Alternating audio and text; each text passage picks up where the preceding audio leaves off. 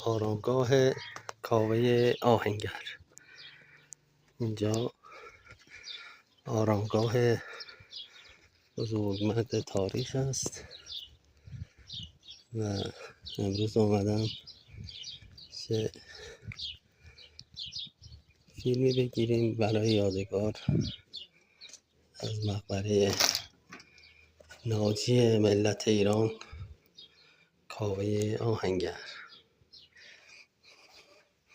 این فیلم رو تقدیم میکنم به شاهزاده رضا پهلوی و تمام خاندان بزرگ ایرانساز پهلوی و ملت بزرگ ایران. این مقبره زیبا مربوط به کاوه آهنگر است.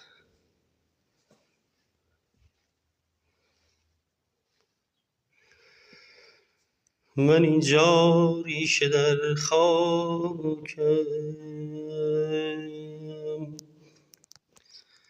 من اینجا عاشق این خاک، اگر آلوده یا پاکم. من اینجا تا نفس باقیست می جنگم، من اینجا این وطن آزاد می سازم.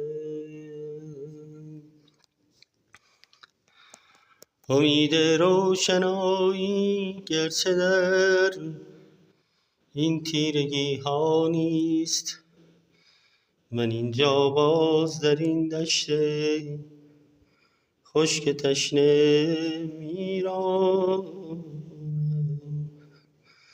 من اینجا روزی آخر از دل این خاک با دست تهی گل برمی افشانم.